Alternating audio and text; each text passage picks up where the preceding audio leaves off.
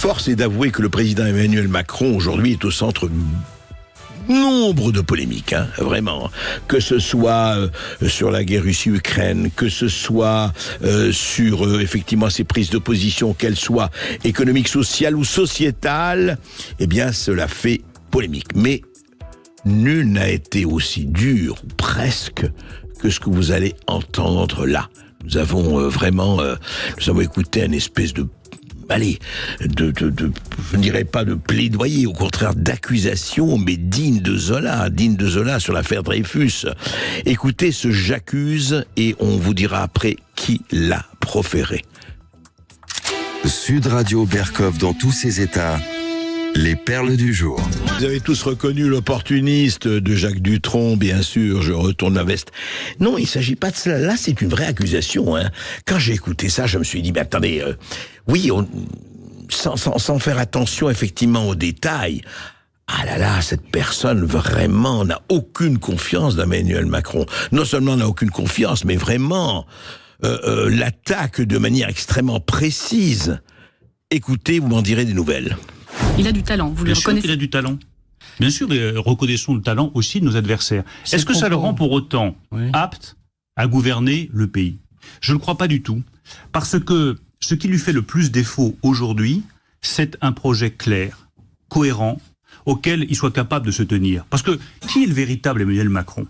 Est-ce que c'est celui qui dit dans son livre « Révolution » que j'ai lu, parce que je lis tous les ouvrages politiques de mes adversaires politiques, que ce soit celui de Marine Le Pen, que ce soit les propos de Benoît Hamon, ou que ce soit le livre « Révolution » d'Emmanuel Macron. Quel est le vrai Emmanuel Macron ?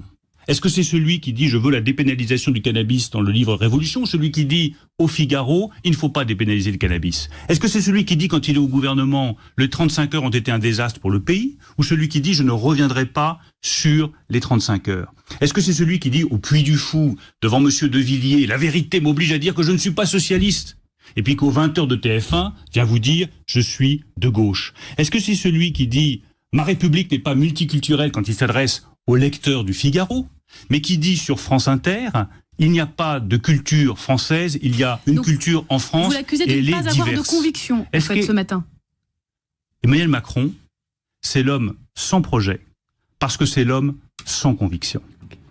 Et si demain il y a un projet, puisqu'on nous annonce un projet... Il est annoncé pour le 2 mars. Oui, mais il est déjà caduc son projet. Qu'est-ce que vous en savez puisqu'on ne le connaît pas ? Parce que Fabien Amias, comme il dit tout et son contraire en fonction de l'auditeur qui est là en face de lui... Mais ça, on l'a déjà vu, on parlait tout à l'heure du revirement de François Fillon sur sa situation judiciaire. C'est malheureusement une règle de la vie politique. Quel que soit le projet qu'Emmanuel Macron sortira, on sait que ce projet pourra être contredit dans la minute qui suit. Eh ben alors, Mazette, tout et son contraire, quel que soit le projet qui sortira, on sait qu'il fera le contraire. Allez donc. Alors, ça date de quand ? Eh bien, ça date de février 2017, quelques mois avant la première élection d'Emmanuel Macron à la présidence de la République. Et c'est de qui ? Alors devinez, je vous le donne en mille, mais vous l'avez déjà trouvé, c'est de Bruno Le Maire qui donnait son avis sur le candidat à la présidence de la République. C'était sur Europe 1 et iTélé. iTélé étant aujourd'hui CNews. Voilà.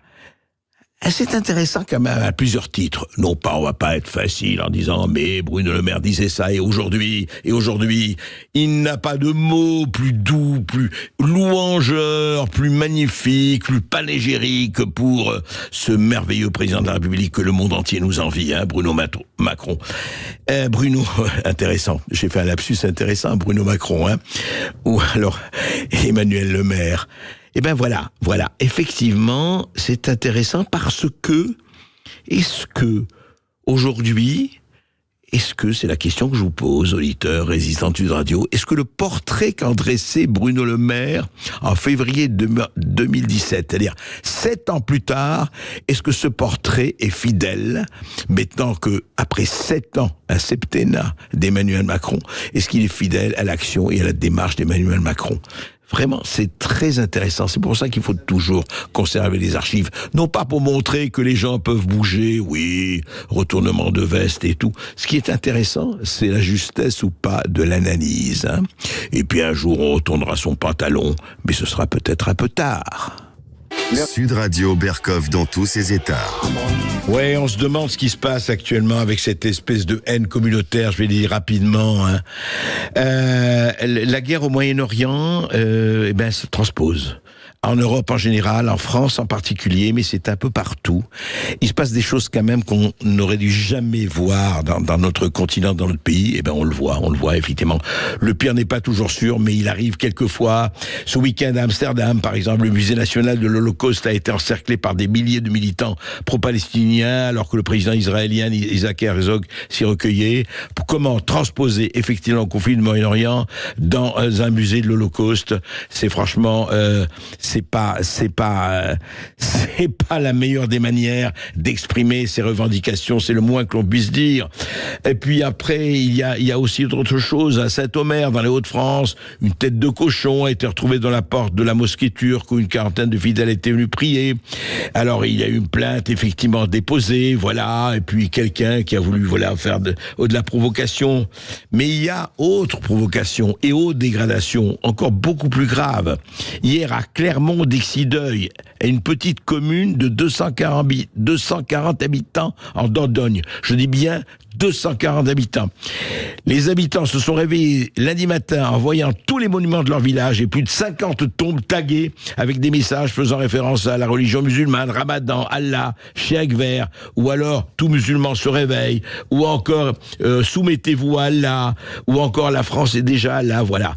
Sur le monument aux morts, la porte de l'église, le calvaire et les plus cimetières. Il faut quand même dire quelque chose, il faut arrêter avec ces espèces de provocations imbéciles, ces manifestations de haine, ces espèces de manifestations de haine où des gens absolument irresponsables, qui n'ont en commun que leur haine idéologique et leur fanatisme, veulent transposer le conflit du Proche-Orient à l'échelle européenne. C'est évidemment très grave et ça ne préfigure rien de bon.